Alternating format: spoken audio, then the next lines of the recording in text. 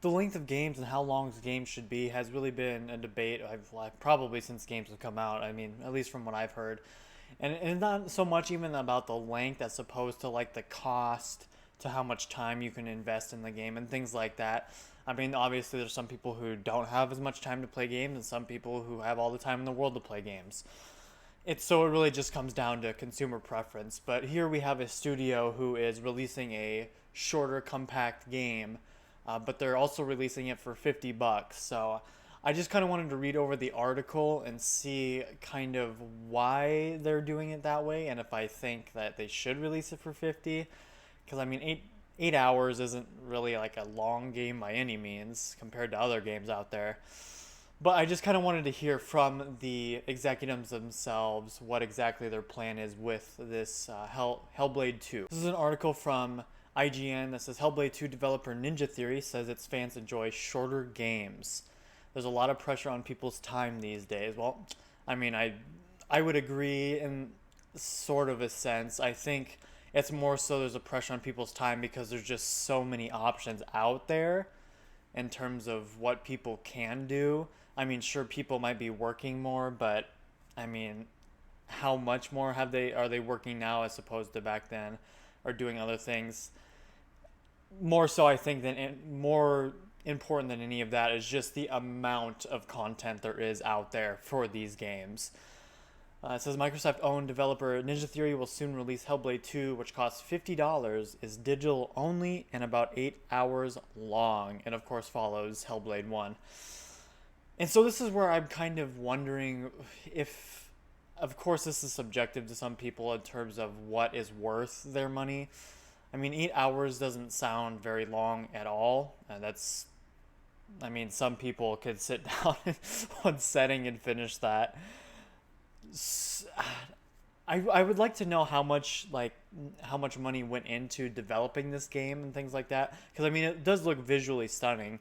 I mean there's some screenshots here that you can see. I mean this is all in game too. I mean it looks really good. I didn't beat the first one, but I did play a little bit of it and it looked really good. I just think I got sidetracked with other games back then, to be honest. But it kind of makes me wonder, is it really worth $50? I mean, sure, it's less than the $70 mark that they're at nowadays.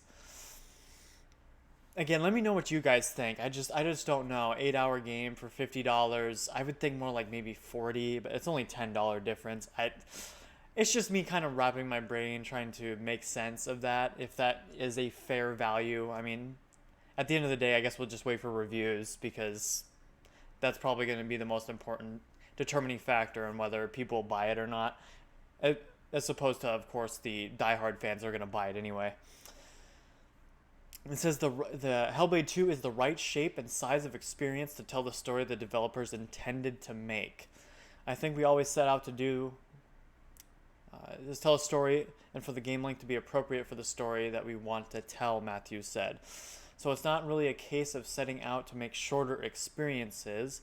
I think it is. There's a story we want to tell here with the beginning, middle, and end, and what is the right shape and size of experience to tell that story. So that's kind of where we start.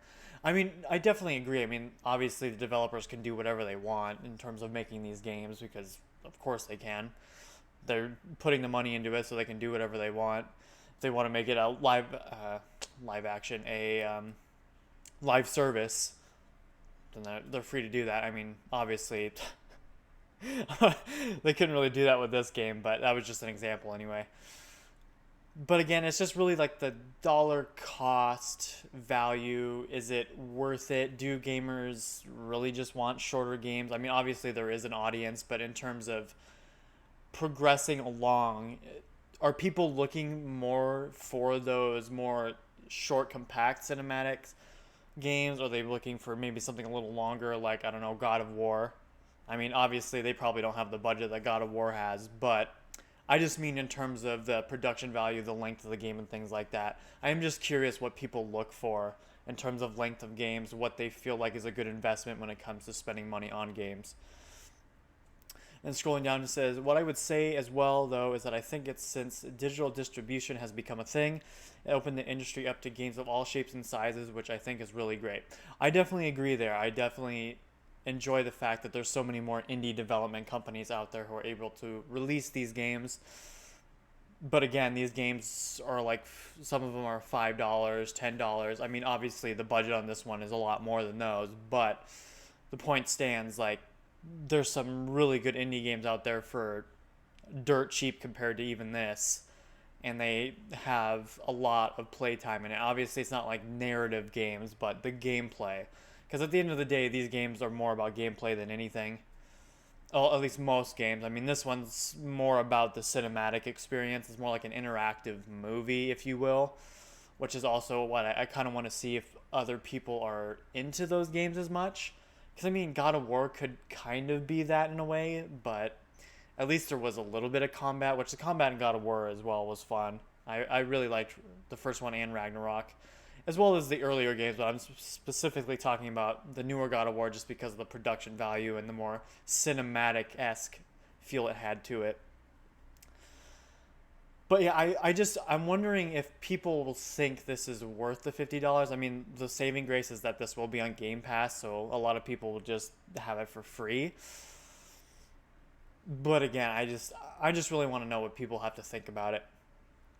Says, I think there's a lot of pressure on people's time these days, and I think our fans, from what we hear from them, they enjoy a shorter game where our intention is that every step of the journey is meaningful. There's an audience of people that want games that are focused. Well, I would almost say that most people want games that are focused in a way, in terms of what they expect you to do. I mean, sure, MMOs might be a little more open, if you will.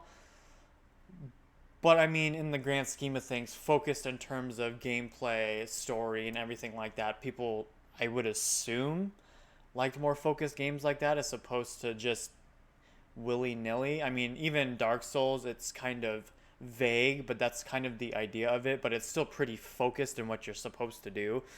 I mean, sure, there's a little bit of deviation, especially in Elden Ring, but at the end of the day, I mean, it's pretty focused. As you're just going up the map, going along, the enemies are getting stronger. It's kind of, you know what I mean. Anyway, so I would say that most people want focused games, but then again, I really don't understand maybe the full context of what he means by focused. Maybe he just means by in terms of the story, just short and sweet. Focused, which again, it's really up into interpretation. But yeah, just let me know what you guys think. I just really want to hear if you guys think Hellblade 2 should be worth $50, if it should be worth more or less, if it's a bargain or not. I mean, that's really just what I want to hear. But anyway, if you guys liked the video, make sure to leave a like, and I hope to see you guys around. Peace.